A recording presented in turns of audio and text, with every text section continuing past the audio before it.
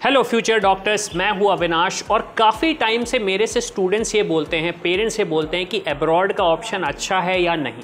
काफ़ी सारे क्वेश्चन आते हैं और उन क्वेश्चन के आंसर दे दे के मैं थक जाता हूं। मैंने क्या किया है, मेरे सामने कामरान बैठे हुए हैं, ये MBBS अब्रॉड से ही परस्यू कर रहे हैं।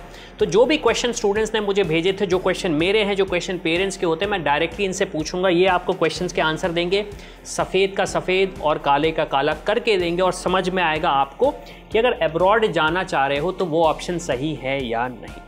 तो Kamran, welcome to our channel. यार, हम अपने चैनल पे क्या करते हैं ना, स्टूडेंट्स को गाइड करते हैं मेडिकल एजुकेशन पे। अब आपको भी पता है कि सीट कम होने की वजह से और फीस ज़्यादा होने की वजह से स्टूडेंट्स ऑल्टरनेटिव ऑप्शन ढूंढते हैं। तो सही बात। तो अब्रॉड एक ऑप्शन आता है। तो सबसे पहले तो आप ये बताइए कि आप हैं कौन, कहाँ से आप अपनी पढ़ाई कर रहे हैं और MBBS अब्रॉड की जर्नी स्टार्ट कैसे हुई आपकी? So hello everyone, myself Kamran Kirmani. I am pursuing MBBS from South Kazakhstan Medical Academy और मैं भोपाल से का रहने वाला हूँ और 2023 में मैंने नीट का पेपर दिया था और अनफॉर्चुनेटली कट ऑफ जो था गवर्नमेंट कॉलेज का वो मार्क नहीं कर पाया था मैं, तो मुझको प्राइवेट कॉलेजेस जो थे MP के अंदर वो मिल रहे थे। सो होता क्या है, प्राइवेट कॉलेजेस के अंदर जो फ़ीस होती है वो बजट इतना हो नहीं पा रहा था, because it was about 1 CR 1.5 CR जो था, स्पेशली प्राइवेट कॉलेजेस का। सो प्राइवेट कॉलेजेस में क्या होता है कि आपको वो बताएंगे कि 12 लाख रुपीज़ फ़ीस है या 15 लाख रुपीज़ फ़ीस है, पर उसके अंदर उनके हिडन चार्जेस बहुत सारे होते हैं। क्या करते हैं, कुछ लोग पास नहीं करते, आपको फेल कर देंगे बार बार, आपको एक्स्ट्रा अमाउंट देना पड़ेगा, आपको डोनेशन देना पड़ेगा, आपको उनका जो कंस्ट्रक्शन होता है उसको आप वो कहते हैं रेस्टोरेशन अमाउंट भी वो लेते हैं, लाइब्रेरी अमाउंट अलग होता है। ऐसे करके एक साल का खर्चा 20-25 लाख रुपए सिर्फ एक साल का खर्चा हो जाता है। तो वो एक नॉर्मल इंसान के लिए इंडिया में अफोर्डेबल नहीं होता। तो इसलिए मैंने आप लोगों से कंसल्ट करा, तो आप लोगों ने मुझको MBBS अब्रॉड के ऑप्शंस बताए बहुत सारे। सो मैंने अलग अलग कंट्रीज़ को एक्सप्लोर करा, तो मुझे सबसे अच्छा क्वालिटी और अपनी क्वालिटी ऑफ एजुकेशन और वहाँ पे स्ट्रिक्टनेस की वजह से कजाकिस्तान ज़्यादा अच्छा लगा। क्यों? क्योंकि वहाँ पर इंडियन टीचर्स हैं, क्योंकि जो अपन को इंडिया में पढ़ाते हैं वही टीचर्स, इंडियन टीचर्स वहाँ के गवर्नमेंट कॉलेजेस में हैं। अच्छा, पाकिस्तान के। ठीक है। तो सबसे पहले तो कामरान हम ये स्टार्ट करते हैं कि ठीक है, आपको लगा कि कॉलेज का बजट ज़्यादा है या फिर आपको ट्रस्ट नहीं हुआ कि उन कॉलेजेस में, क्योंकि हो सकता है कि ज़रूरी नहीं कि कॉलेज ही हो, कोई मिडिल मैन भी हो जो उसमें इन्वॉल्व हो सकता है। तो मेरा क्वेश्चन ये आता है कि जैसे कि आपने एक्सप्लोर किया MBBS अब्रॉड का, चलो ठीक है, आपको हमसे गाइडेंस मिला, लेकिन आपको ये थोड़ा बहुत डर नहीं था, आपके पेरेंट्स को ये डर नहीं था कि यार मेरा बेटा अब्रॉड जा रहा है तो क्या वहाँ पर सेफ रहेगा? क्योंकि सबसे मेजर कंसर्न जो पेरेंट्स का होता है वो ये रहता है कि यार मैं वहाँ जाऊँगा, अपने बेटे या बेटी को भेजूंगा और क्या पता किसी की किडनी निकाल ली, क्योंकि पढ़ाई तो मेडिसिन पढ़ने जा रहे हैं। तो आप कजाकिस्तान गए, तो क्या वो कंट्री सेफ़ है इंडिया के स्टूडेंट्स के लिए, या फिर ऐसा है कि वहाँ जाते हैं तो बहुत ही एक लॉकर में रहना पड़ता है जिससे आपको सेफ्टी फील हो? नहीं, ऐसा तो बिल्कुल नहीं है। मुझे बिल्कुल घर जैसा फील हुआ वहाँ जाने के बाद, और वो बहुत होम कमिंग कंट्री है। वहाँ के लोग बहुत इंडियंस को रिस्पेक्ट करते हैं, वहाँ के लोग इंडियंस को बहुत वेलकमिंग लोग हैं, और वहाँ पे मुझे ऐसा बिल्कुल रिस्क का फैक्टर बिल्कुल फील नहीं हुआ, स्पेशली कजाकिस्तान के अंदर, क्योंकि इस टाइम पे MBBS अब्रॉड के उससे रिलेटेड बहुत सारे अफवाहें फैल रही हैं कि सेफ़ नहीं है, ऐसा नहीं है। तो मुझे तो जब मैं रहा 1 साल तक, तो मुझे बिल्कुल सेफ़ फील हुआ। मुझे बिल्कुल इंडिया जैसे सेफनेस फील हुई। मुझे नहीं लग रहा था कि मैं कहीं दूर हूँ, कहीं नए देश में हूँ। मुझे सिक्योरिटी बहुत ज़्यादा फील हुई, क्योंकि वहाँ पे पुलिस हर थोड़ी जगह पे पुलिस रहती है, और हम लोग को हमारी इंडियन एम्बेसी भी है वहाँ पे कजाकिस्तान के अंदर, तो उससे भी हमका कनेक्शन बना रहता है कि अगर हमें कोई प्रॉब्लम आती तो हम एम्बेसी से कनेक्ट कर सकते हैं। तो सच बताना, क्या घर को बिल्कुल मिस नहीं करते? नहीं, मिस तो हमेशा बहुत ज़्यादा होम सिकनेस होती है, शुरू में तो बहुत होम सिकनेस भी होती है आपको। पर होता क्या है कि आज टेक्नोलॉजी इतनी एडवांस हो गई है कि आप घर से 1-2 घंटे आप घर पे वीडियो कॉल कर सकते हो। आपको जब मन करे, जब होम सिकनेस फील, तो आप अपने घर पे वीडियो कॉल करके आप अपना वो फील ला सकते हो जो आप घर पर हो, क्योंकि इंसान को एक ना एक टाइम पे निकलना पड़ता है घर से बाहर। चलो, वीडियो कॉल्स तो कर लिए, लेकिन भाई सबसे बड़ा क्वेश्चन ये आता है पेरेंट्स का या फिर बच्चों का भी रहता है कि हम वहाँ जाएंगे तो हमें खाना कुछ इस तरीके का मिलेगा जो हमें पसंद नहीं आएगा, या फिर हमें इंडियन फूड नहीं मिलेगा। तो आपके साथ क्या हुआ, आपको खाना कैसा मिला? हाँ, हमको खाना का ये सीन था हमारे यहाँ कि हमको इंडियन मेस प्रोवाइड करी गई थी बाय इंडियन शेफ़। अच्छा। तो हमें शेफ़ जो थे वो इंडियन थे और हमारी जो मेस थी वो भी इंडियन ही मेस थी। सो उसमें हमें ऑप्शंस दिए गए थे कि आपको वेज लेना है या नॉन वेज लेना है। प्राइसेस दोनों के सेम थे।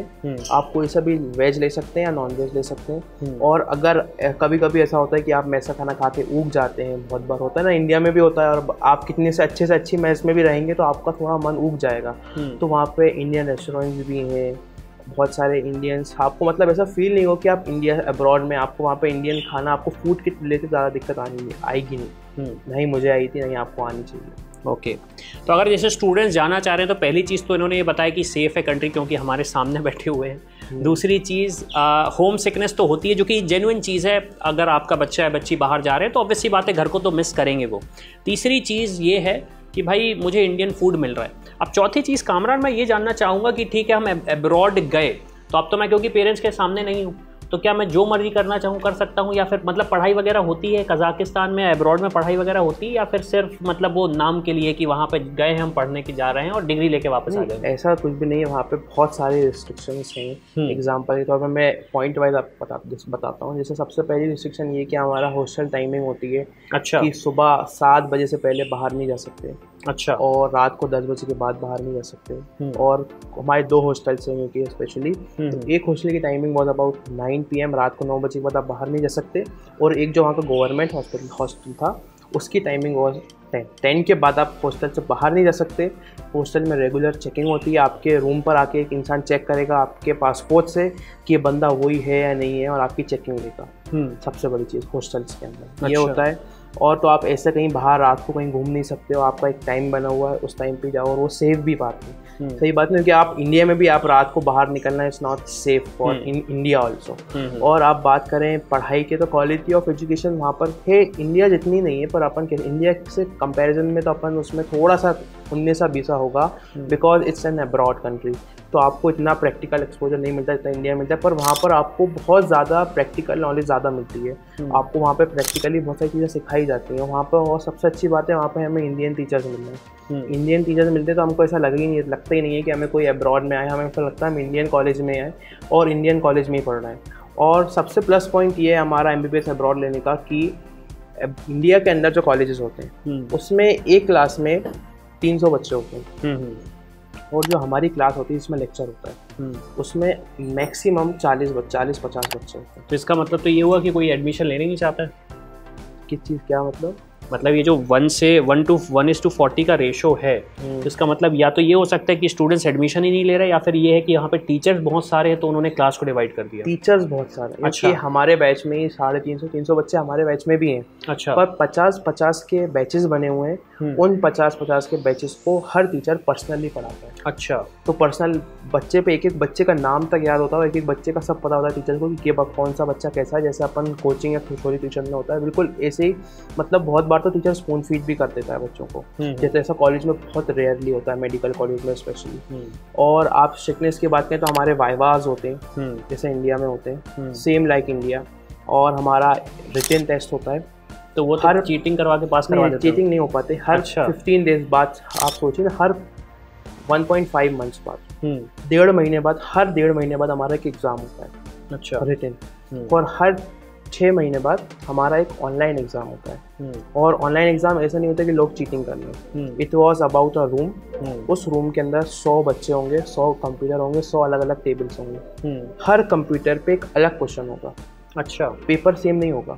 हर बच्चे के पास में जो कंप्यूटर होगा उस कंप्यूटर पे एक अलग पेपर आएगा, एक AI जनरेटेड पेपर आएगा। आप सॉल्व करते जाओगे, आपके एबिलिटीज़ के ऊपर वो AI जनरेटेड पेपर आपको आता जाएगा। ऐसा नहीं है कि मुझे जो पेपर आया है मेरे साइड वाले का भी वही पेपर आया। मुझे जो पेपर आएगा शायद से किसी रूम में किसी के पास भी वो क्वेश्चन ना आए, ऐसा भी हो सकता है। तो स्ट्रिक्टनेस तो होती है, और अगर आप स्ट्रिक्टनेस नहीं होगी तो MBBS का कोई मतलब भी नहीं है। तो स्ट्रिक्टनेस तो अच्छी खासी है अब्रॉड के अंदर भी। नहीं, तो सुनने में तो ये भी आता है कि काफ़ी सारे स्टूडेंट्स बोलते हैं कि हम, मतलब पेरेंट्स का ये भी कहना रहता है कि हम जाते हैं तो अटेंडेंस वगैरह का कोई टेंशन नहीं रहता है हमारे बच्चों को, या फिर वो वहाँ पे टीचर रेगुलेट नहीं करते, देखते नहीं है। तो क्या अटेंडेंस का क्या सिनारियो है? अटेंडेंस का सबसे ज़्यादा टेंशन हम लोगों को हो रहा है। अच्छा। आप यकीन नहीं करेंगे, हमको एक सब्जेक्ट में सिर्फ 3 अटेंडेंस, मतलब इंडिया से ज़्यादा वहाँ पे अटेंडेंस इंपॉर्टेंस होती है। इंडिया में तो 75% अटेंडेंस पे आप एग्ज़ाम दे सकते हो। हमारे में 98 या 99% अटेंडेंस है ये हर सब्जेक्ट में। अच्छा, एक सब्जेक्ट में पूरे साल में, मतलब पूरे सेमेस्टर में सिर्फ 3 छुट्टी मिलती है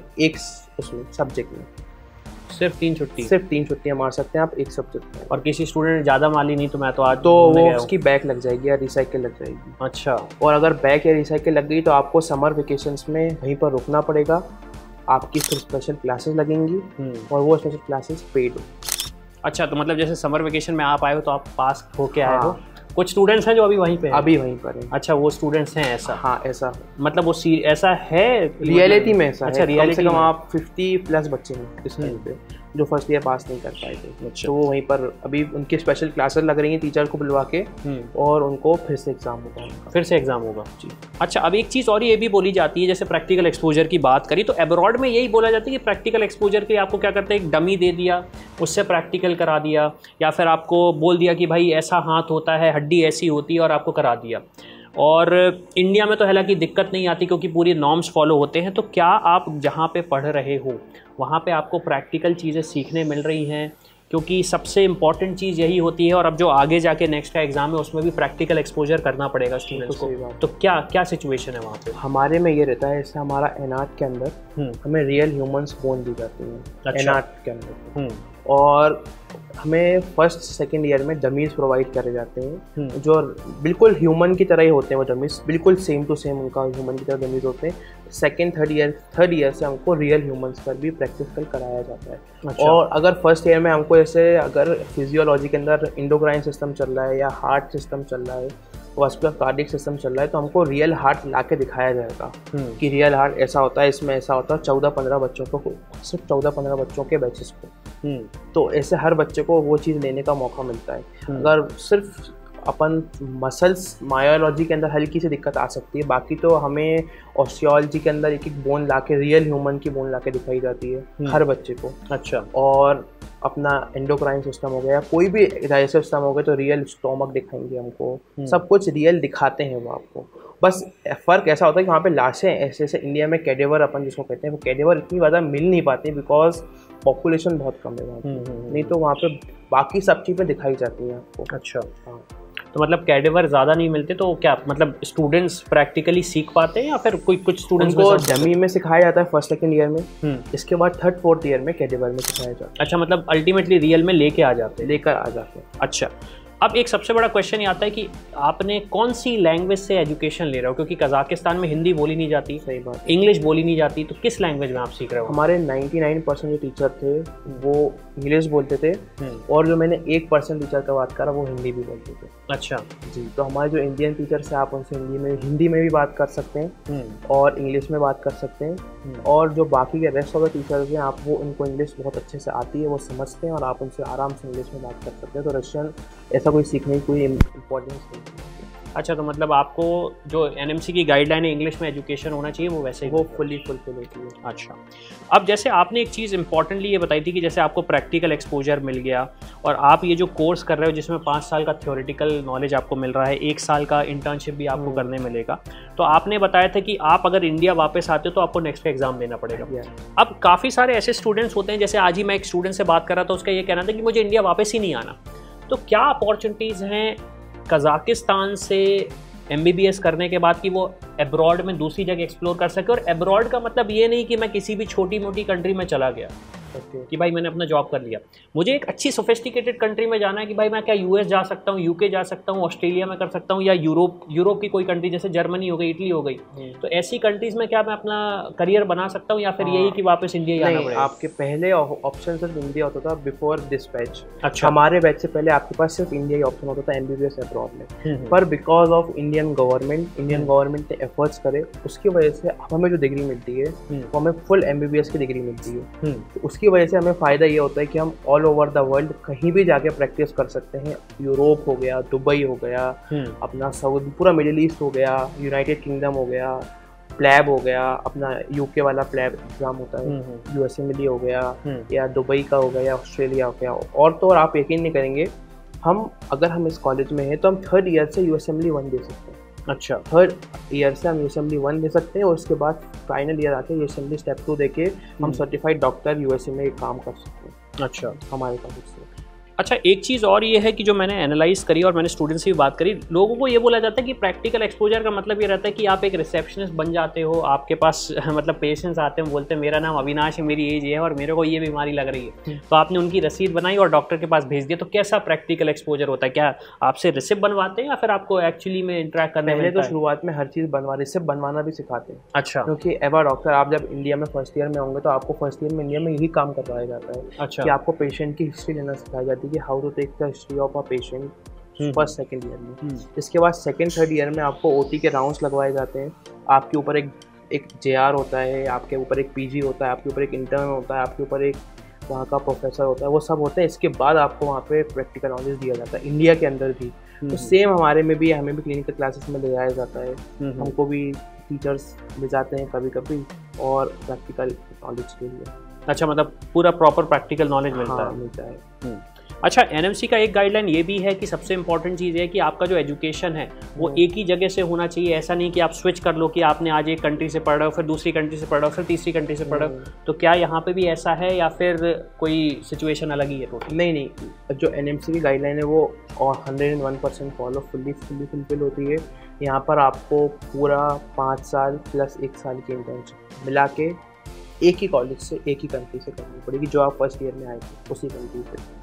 अच्छा यार, अब इतनी सारी चीज़ें जो आप बोल रहे हो, सारी पॉजिटिव चीज़ें, तो फिर मुझे लग रहा है बहुत महंगा होगा इंस्टीट्यूशन, या फिर मतलब कज़ाकिस्तान एज अ कंट्री क्या बहुत ज़्यादा महंगा है कि मतलब मुझे अपने मम्मी पापा की प्रॉपर्टी बेचना पड़ सकती है, या फिर घर जो लेने का प्लान कर रहे थे वो छोड़ना पड़ेगा, या फिर वो स्टूडेंट्स भी जा सकते हैं जिनका बजट 20 से 25 लाख से 30 लाख तक का है कि भाई हमने अपना एजुकेशन कंप्लीट किया, इंडिया आके वापस डॉक्टर बन गए, क्या उनके लिए पॉसिबल है? उनके लिए बहुत पॉसिबल है। एमबीबीएस अब्रॉड एक ऑप्शन होता है अगर आप एमबीबीएस इंडिया में प्राइवेट में अफोर्ड नहीं कर पा रहे हैं तो। होता क्या है, एमबीबीएस अब्रॉड के लिए बहुत सारी स्कॉलरशिप्स होती हैं, बहुत सारे बड़े बड़े बैंक्स आपको लोन प्रोवाइड इजीली कर देंगे, क्योंकि it's a honourable degree MBBS. नहीं, लेकिन मेरा बजट 20 से 25 लाख तक का ही है, तो क्या ये पॉसिबल है?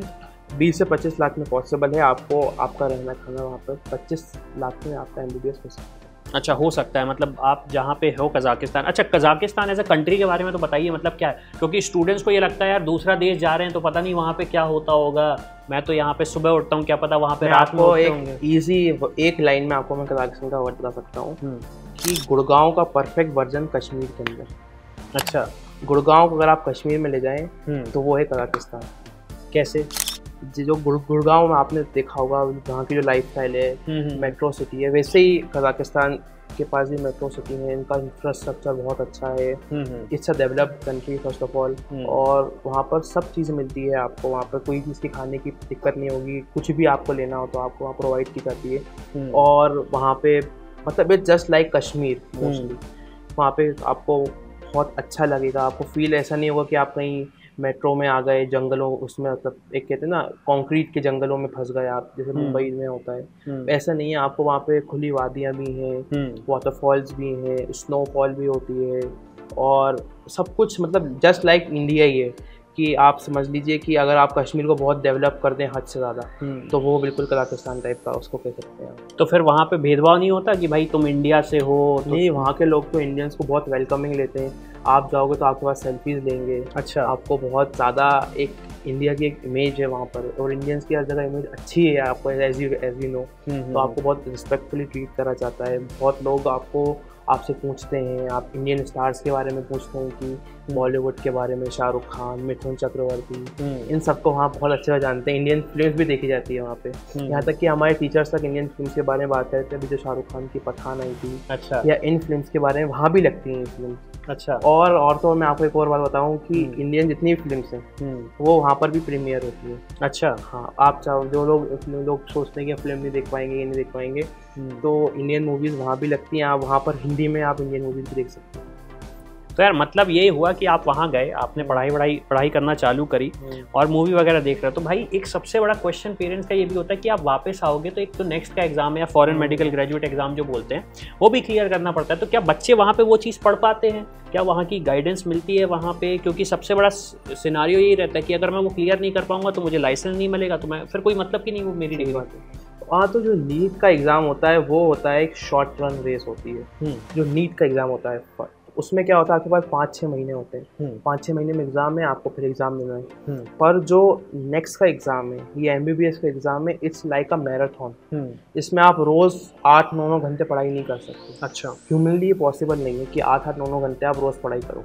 तो उसमें ये रहता है कि हमारा सुबह 8 बजे से लेकर शाम के 6 बजे तक का कॉलेज होता है। सुबह 8 से 6 बजे तक। और उसमें बीच में 2 या 3 घंटे का ब्रेक भी होता है। अच्छा, अलग अलग मतलब देश में वेरी करता है। ऐसा नहीं है कि एक जगह टाइम टेबल पूरे हफ्ते फॉलो होता है। हर दिन एक नया टाइम टेबल होता है, हर दिन नई क्लासेस लगती हैं, हर दिन एक नया टीचर आता है। ऐसा नहीं कि एक टीचर हर पूरे दिन वही पढ़ा रहा है, ऐसा नहीं है। और आप बात करें करिकुलम की, तो अगर आप रोज़ 2 घंटे, मतलब जिन्होंने पास आउट करा ही नहीं और जिन्होंने FMG क्लियर करा है, तो उन्होंने भी बताया, और बहुत लोग टॉपर्स का भी यही सजेशन है कि अगर आप 2 या 3 घंटे रोज़ पढ़ते हैं तो it's well and enough for a marathon. अच्छा, क्योंकि आपको ये लॉन्ग रन में आपको पढ़ना है, तो आप कोई ह्यूमनली पॉसिबल नहीं है कि आप रोज़ 8-9 घंटे रोज़ 5-6 साल तक पढ़ पाए। और इतना बेनिफिशियल भी वो नहीं होता है, मे भी इंसान फिर भूल जाता है, या फिर उसकी एक प्रोफेशनल लाइफ के चक्कर में पर्सनल लाइफ पूरी ख़राब हो जाती है। क्योंकि अब ये आपकी जो शुरू होगा MBBS की डिग्री, ये बहुत लंबी चलेगी। तो ऐसा नहीं कि आप अभी से 8-9 घंटे पढ़ रहे हैं, तो इसमें कंसिस्टेंसी मैटर करती है आपके हार्ड वर्क से ज़्यादा। अगर आप कंसिस्टेंट रहेंगे पढ़ाई को लेके, तो आपका लॉन्ग रन में आपको बहुत पॉजिटिव इनपुट देगा। अगर आप कंसिस्टेंट नहीं है तो वो आपको बहुत नेगेटिव इम्पैक्ट देगा। ये होता है। मतलब आप प्रिपरेशन कर सकते हो वहाँ के करिकुलम में। अच्छा, एक जो सबसे इम्पॉर्टेंट चीज़ ये रहती है कि जो इंडियन गवर्नमेंट ने कहा है कि भाई आपको लाइसेंस मिलना चाहिए वहाँ पे, तो क्या अगर मैं एज एन इंडियन कज़ाकिस्तान जाता हूँ, पढ़ाई करता हूँ, तो क्या मेरे लिए कोई सेपरेट तरीका है लाइसेंस लेने का, या फिर जो उनका तरीका है लाइसेंस लेने का, मतलब क्या प्रोसेस है वहाँ पे लाइसेंस लेने का? वहाँ पर एक एग्ज़ाम होता है आफ्टर कंप्लीटिंग MBBS। अच्छा, वो हर बच्चा देता है और हमको भी देना पड़ता है वो एग्ज़ाम। अच्छा। वो एग्ज़ाम देने के बाद हमें वहाँ का लाइसेंस मिल जाता है। उसके बाद हम 1 साल की इंटर्नशिप करेंगे। अच्छा, तो internship is like real doctor. अच्छा, तो वहाँ के हम पेशेंट को रियल डॉक्टर की तरह ही ट्रीट करेंगे। तो हमें वहाँ का एक ऑफिशियली लाइसेंस मिल चुका है प्रैक्टिस करने का। ये हमारे पास एक ऑप्शन होता है कि अगर आप इंडिया में नहीं कर पा रहे तो आप हमारे पर प्रैक्टिस कर लें। अच्छा, नहीं तो एक सबसे बड़ा चैलेंज ये भी आता है ना यार कि लाइसेंस एग्ज़ाम में, जैसे रशिया एक कंट्री है तो वहाँ पे उनका ये कहना है कि भाई रशियन लैंग्वेज में होगा, तो स्टूडेंट्स को वो रशियन लैंग्वेज सीखनी पड़ती है।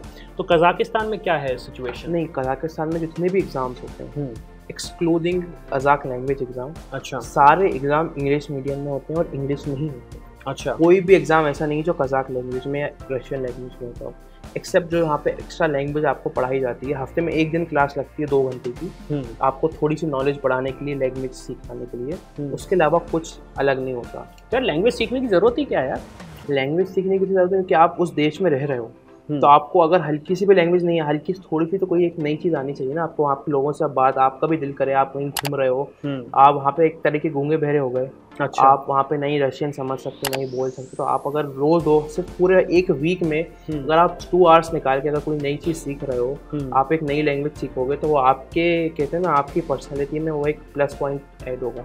अच्छा, कि आपको एक थर्ड या फोर्थ लैंग्वेज आ गई, कज़ाक या रशियन, तो उससे आप वहाँ के लोकल लोगों से बात कर पाओगे। और ऐसा रहता है कि आप रहोगे तो वहाँ पे आपको खुद ही आ जाएगी। ऐसा नहीं है कि आपको स्पेशल बहुत एफर्ट डालने पड़ेंगे, आपको धीरे धीरे करके वो सिखा देंगे टीचर्स, और आपको आ जाएगी वो लैंग्वेज।